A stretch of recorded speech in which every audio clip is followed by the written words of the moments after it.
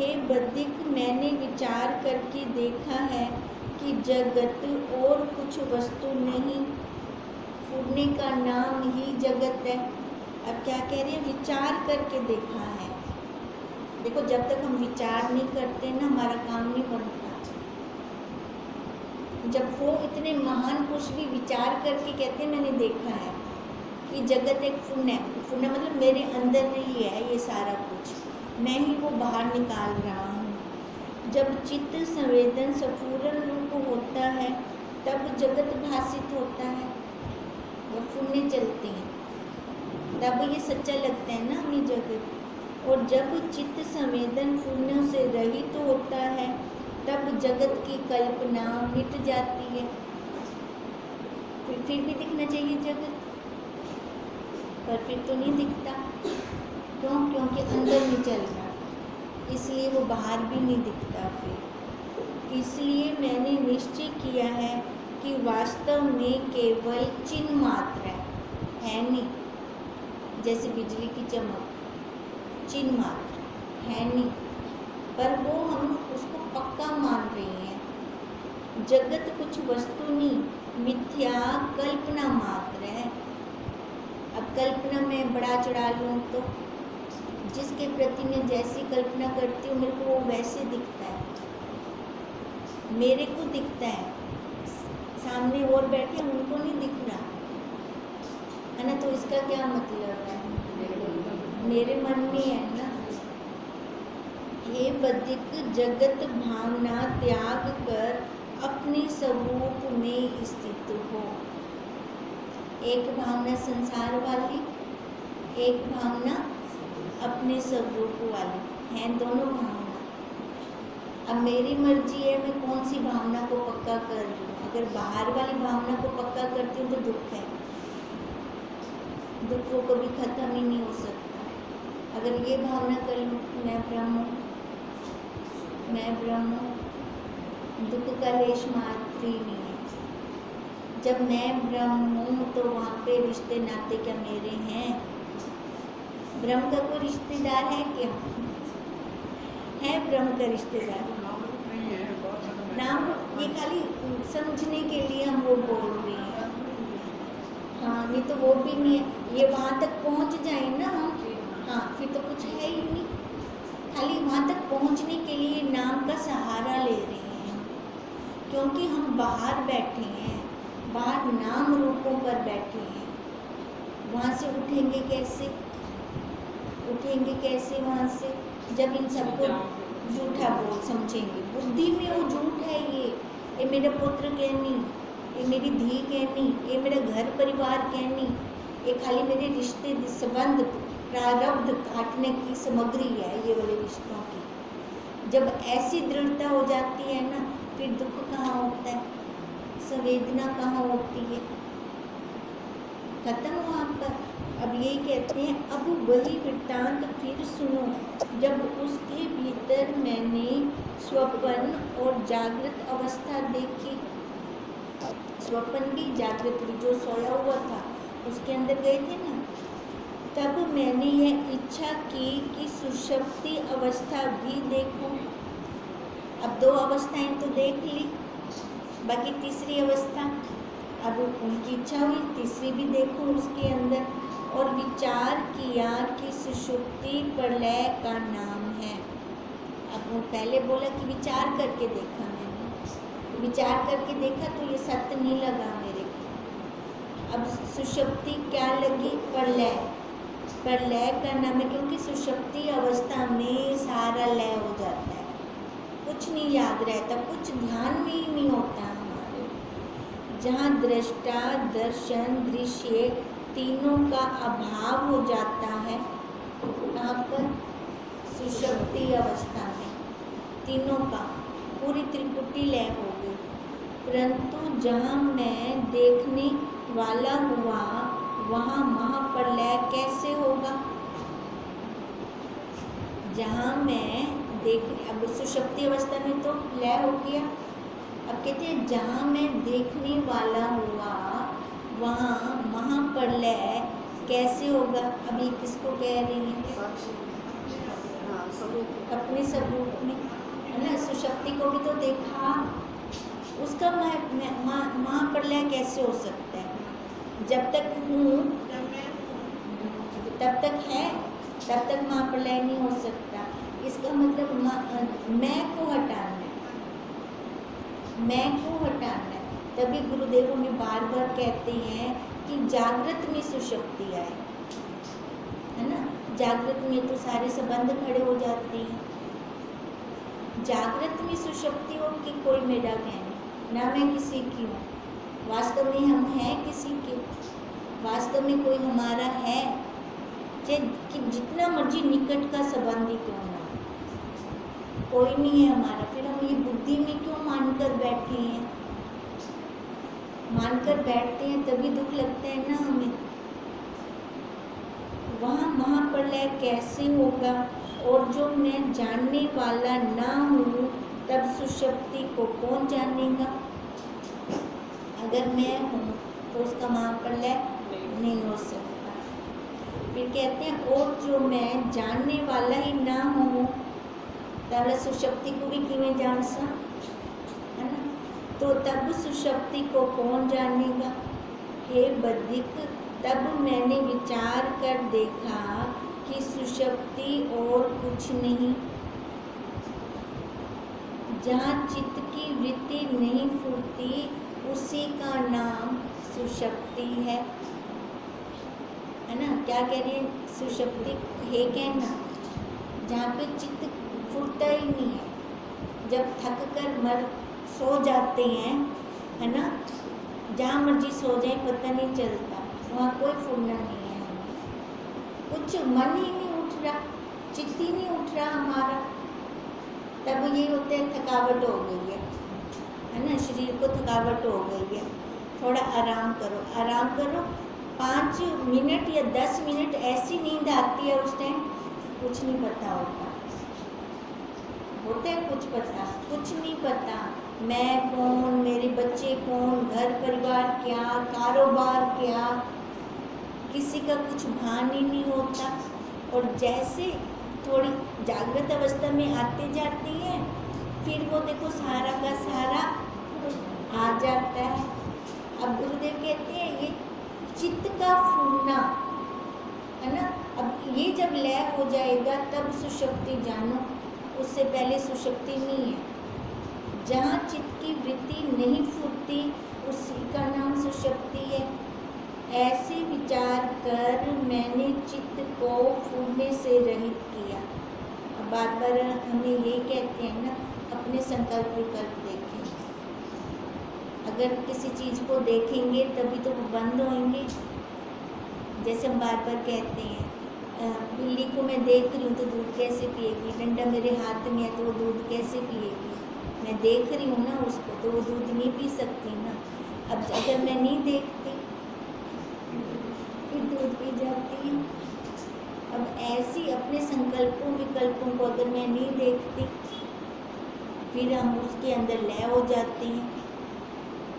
तब उसकी सुषुप्ति देखा तो क्या देखा कि ना कोई वहाँ अहम और त्वम शब्द है, ना शुभ है ना अशुभ है, ना जागृत है ना स्वप्न है, और ना सुषुप्ति की कल्पना है।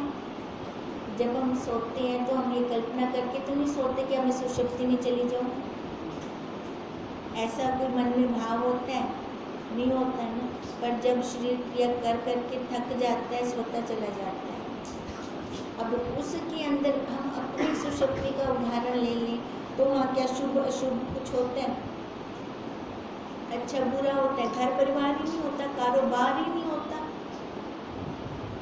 सब कल्पना से रहित केवल चित्त सत्ता मैंने देखी। अब उन्होंने इच्छा की ना उसकी सुषुप्ति भी देखो, जागृत और स्वप्न तो देख लिया, अब सुषुप्ति देखो। अब सुषुप्ति में वो क्या देखेंगे? वहाँ पे तो कुछ भी नहीं होगा सुषुप्ति में। अब तभी कह रहे हैं सब कल्पना से रहित केवल चित्त सत्ता, मतलब अपना स्वरूप, खाली वही मैंने देखा जो तुम कहो कि तुमने सुषुप्ति निर्विकल्प कैसे देखी, तो उसका उत्तर यह है कि अनुभव ज्ञान रूप आत्म सत्ता सर्वदा ज्यों की त्यों है। अब साथ के साथ दूसरा भी कर रही हैं भी, जैसे हम कहें कि कैसे देख ली सुषुप्ति अवस्था भी निर्विकल्प कैसे, अगर तुम कहो कि तुमने सुषुप्ति निर्विकल्प कैसे देखी, तो उसका उत्तर यह है कि अनुभव ज्ञान रूप आत्म सत्ता भी, अनुभव उनको अपना निकाला। अनुभव जैसे हम कह रहे हैं हमें कुछ नहीं पता होता सुषुप्ति में, ये हम अपना अनुभव निकाल रहे हैं ना, तभी इसके अर्थ अंदर जा रहे हैं हमारे। अब वहाँ पे उन्होंने अपना अनुभव निकाला, अनुभव ज्ञान रूप आत्म सत्ता, कुछ नहीं था, न जागरूक, न स्वप्न, न दुख, न सुख, न घर, न परिवार, न कारोबार, कुछ भी नहीं था, खाली मेरी अपनी सत्ता थी। यही अब कहते हैं, यही अनुभव ज्ञान रूप आत्म सत्ता सर्वदा ज्यों की त्यों थी, क्योंकि वो तो कभी वहाँ पर लय होती ही नहीं है, तो वही बच्ची फिर वही थी। उसमें जैसा आभास फूटता है वैसा ही ज्ञान होता है। वो शुद्ध दर्पण, शुद्ध दर्पण के आगे हम जैसे कपड़े डाल के आ जाएंगे, अब कपड़े हमारे होंगे गुणों के, गुणों के हम जैसे कपड़े डालकर आ जाएंगे वैसा वो शुद्ध दर्पण दिखा देगा, वहाँ पे कुछ भी नहीं है। जैसे हम कल भी कह रहे थे कि दर्पण के आगे जो वस्तु आएगी उसने उसको दिखा देना है, हट जाएगी तो वो साफ हो जाएगा। अपने अंदर वो कुछ रखता है नहीं, ऐसी हमारी सत्ता है, अपने अंदर कुछ नहीं रखती। जैसा हमारा गुण स्वभाव होगा ना, उसको वो बार बार प्रकट कर देगी, उसको वो शक्ति देगी, उसको वो पावर देगी। अच्छे को भी दे रही है पावर, है ना, चोर डाकू को भी दे रही है वो पावर, उसी को वो दे। उसका किसी से राग द्वेष है ना, चोर से राग द्वेष है ना, साधु से राग द्वेष है, वह ज्यों की त्यों है। उसमें जैसा आभास फूटता है वैसा ही ज्ञान होता है।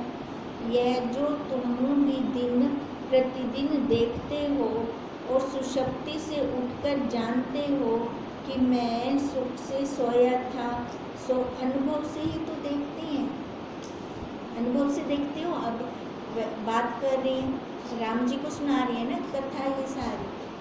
अब राम जी को कह रहे हैं कि अपने अनुभव को देख, अपनी सुषुप्ति वाली अवस्था को देख, उसमें भी तो हम अनुभव से ही कहते हैं कि बहुत अच्छी नींद आई, सारी थकावट उतर गई। वैसे ही मैंने भी यह देखा, जहाँ चित्त संकल्प कोई नहीं फूटता, केवल निर्विकल्प है, परंतु साम्य बोध से रहित है, उसी अभाव वृत्ति का नाम सुषुप्ति है। जहाँ चित्त संकल्प कोई नहीं फूटता, केवल निर्विकल्प है, अपनी सत्ता ही है बस, परंतु साम्य बोध से रहित है, कोई भी बोध नहीं है उसको, उसी का नाम, उसी अभाव वृत्ति का नाम, अभाव वृत्ति, वहाँ पे वृत्तियों का अभाव है, उसी का नाम सुषुप्ति है। तभी बार बार कहते हैं अपने संकल्प विकल्प को देख, उनको हटा, अपने संकल्प विकल्पों का अभाव कर। अभाव तो तब होगा जब मैं उनको देखती रहूँगी। अब कोई वृत्ति संसार वाली आ रही है तो उसको ऐसी वृत्ति क्यों आ रही है, फिर अपने आप से बात शुरू, ऐसे बात करते करते फिर ये वृत्तियाँ आएंगी ही नहीं, ऐसी क्यों उठ रही है, ऐसी वृत्ति क्यों आ रही है ना। फिर कई बार आते हैं जाती सत्संग पे हूँ और ऐसी वृत्तियाँ ला रही हूँ मैं अपने अंदर, फिर अपने आप को भी तो मेरे को चोटती है ना, ऐसी भाव क्यों उठा मेरे अंदर। तो इसी को कहते हैं जब वृत्तियों का अभाव हो जाएगा, ऐसे अभाव होगा, देखते देखते देखते देखते देखते, अगर देखेंगे नहीं ना फिर अभाव नहीं कर पाएंगे। ऐसे जब वृत्तियों का अभाव होगा फिर हमारी जागृत में सुषुप्ति होगी, पकड़ेंगे नहीं किसी को। हम दुखी क्यों होते हैं, है ना, पकड़ लेते हैं ना, किसी की बात को पकड़ लिया, किसी की शब्द को पकड़ लिया, या आंखों से देखा हुआ पकड़ लिया, तभी हम दुखी होते हैं। ये पकड़ने की आदत छोड़नी पड़ेगी। पकड़ने के लिए बहुत कुछ है महावाक्यों को पकड़े, है ना। अगर पकड़ना भी है तो महावाक्यों को पकड़े। फिर मुझको तुरीय अवस्था देखने की इच्छा हुई। अब सुषुप्ति अवस्था की हुई, अब तुरीय अवस्था देखने की इच्छा हुई। पर तुरीय अवस्था देखना महाकठिन है। जेड़ा उतनी विद्या बैठा हो से वो ही देख सकते तुरीय अवस्था। अब जो वो सोया हुआ है ना व्यक्ति, उसके अंदर देख रहे हैं ये सारी अवस्था। तुरीय अवस्था साक्षी भूत वृत्ति का नाम है। अब किसका नाम है? साक्षी भूत वृत्ति। मतलब हमेशा ध्यान में जिन्हें ध्यान रहते मैं पत्नियाँ उत्ते उत्ते भी कहनी, उधर रटते भी कहनी, गहरे में है, पता है, ऐसे ही हो। साक्षी भूत वृत्ति हमेशा ध्यान में हो, मैं ब्रह्म हूँ। उत्ते उत्ते रटना भी कहनी, एम ब्रह्मस्मि माला भी कहनी, मुँह तो भी कहनी बोलना, पर गहरे में हो गए। वह स्मग्गी ज्ञान से उत्पन्न होती है। अब ये तुरीय अवस्था कैसे उत्पन्न होगी? स्मग्गी ज्ञान। अब स्मग्गी ज्ञान क्या होता है? जब हम पहले ये स्वभाव में लाए। अब स्वभाव में कैसे आएगा? जब अभ्यास करेंगे, जब हमारा अभ्यास होगा, फिर जाकर ये हमारे ज्ञान में आएगा, स्वभाव में आएगा। स्वभाव में आएगा, फिर हमें करना नहीं पड़ेगा। अब पहले देखो, जैसे अब कोई बच्चा नई नई गाड़ी सीखता है, पूरा ध्यान उसकी इंद्रियों पे भी रहता है, सामने ट्रैफिक पे भी रहता है, ब्रेक पे भी रहता है, स्पीड पे भी रहता है, पूरा ध्यान रहता है उसका। जब वो एक्सपर्ट हो जाता है, हाँ, फिर तो फ़ोन करते करते भी चला लेगा। अब उसकी इंद्रियां चला रही हैं, वो पहले उसने अटेंशन दी, अटेंशन देने के साथ, अभ्यास के साथ उसका इंद्रियों को स्वभाव हो गया। अच्छा, एक तो ये उदाहरण और। अब मान लो फ्रिज रखा है किचन में, 1 साल वहाँ रखा रहा, सामान उठाना है किचन से अंदर, अंदर से बाहर। अब फ्रिज उठा के रख दिया बाहर। अब पहले इंद्रियां कहाँ जाएंगी? नहीं जाएंगी। ये इंद्रियों का अभ्यास है ना, ये इंद्रियों का अभ्यास है ना। अब जैसे गाड़ी का भी इंद्रियों के साथ अभ्यास हुआ, ठीक है। अब ये इंद्रियों का अभ्यास हुआ, पहले बार बार हम उस जगह पे जाते हैं, फिर बाद में आता है कि बाहर रखा है कुछ, तो फिर वहाँ जाते हैं। तो क्या हमारी बुद्धि नहीं थी कि हम पहले उधर उठ गए, थी ना? पैरों अपने आप वहाँ गए चलकर, इंद्रियां हमारी अपने आप स्वतः वहाँ चल गई। अब कहते हैं ऐसी जब ये अभ्यास होगा, अब ये तो हो गया इंद्रियों का अभ्यास। अब ऐसा अभ्यास जब अपने स्वरूप का होगा, पहले अभ्यास करना पड़ेगा। अब बाहर रखे फ्रिज, अब इंद्रियों द्वारा बाहर के अभ्यास हो रहे हैं, है ना। भले वो वहाँ जाती हैं, पर वहाँ नहीं, बाहर, फिर उसको बाहर लेकर जाते हैं। जैसे ये अभ्यास कर रही हैं, ऐसे पहले अपनी वृत्ति को खींचने का अभ्यास करेंगे। बाहर जाएगी संसार में, क्योंकि आदत है आदत। अब यही आदत जब अपना स्वभाव बन जाएगी, है ना, बाहर जाए वहाँ नहीं जाना, अंदर लौटना है। फिर जब मैं ब्रह्म हूँ, मैं साक्षी हूँ, है ना, या फिर मैं ईश्वर हूँ, मैं परमात्मा हूँ, परमात्मा को ऐसा भाव तो नहीं आता, सबके लिए सम होता है वो। जब ऐसा भाव आता है, फिर देखो ये भाव आते आते आते आते क्या बन गया? स्वभाव बन गया। जब ये स्वभाव बन जाता है तब वह समग्र ज्ञान से उत्पन्न होती है ये तुरीयावस्था। वह जागृत, स्वप्न और सुषुप्ति अवस्था की साक्षी और सुषुप्ति की न्यायी है। इनकी साक्षी भी है, जान भी है। हम बाहर संसार को, ज्ञानी लोग संसार को भी तो जान रहे होते हैं, पर वहाँ रुकते हैं वो नहीं, काम ही नहीं है वहाँ पे। उनको होता है व्यवहार करने, बस उसके लिए है। इंद्रियों का धर्म जो है उसके लिए वो कर्तापन निकाल के रख दिया, ठीक है। बाकी उनका अपना स्वरूप में स्थिति होती है, उनकी दृढ़ता होती है। अब वही दृढ़ता कह रही है वो सुषुप्ति, जागृत, स्वप्न और सुषुप्ति अवस्था की साक्षी और सुषुप्ति की न्यायी है। तभी हम बार बार कह रहे हैं जागृत में सुषुप्ति आए। जैसे सुषुप्ति में अहम तो हम आदि की कोई कल्पना नहीं होती, होती है क्या मेरे तेरे, वैसे ही तुरीया अवस्था में भी नहीं है। सुषुप्ति अवस्था तो अज्ञान की है, ये ज्ञान की होगी।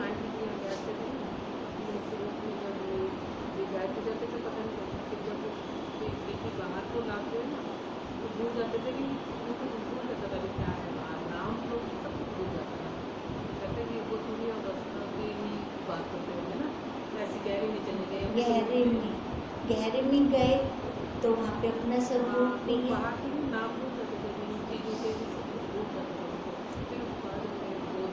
हाँ, फिर वो सारा बाहर आया है ना, हाँ निकल जाता है।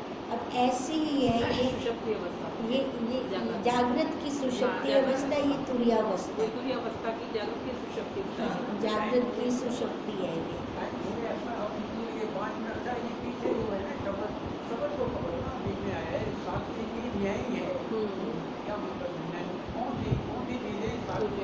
अब ये देखो, वह जागृत, स्वप्न और सुषुप्ति अवस्था की साक्षी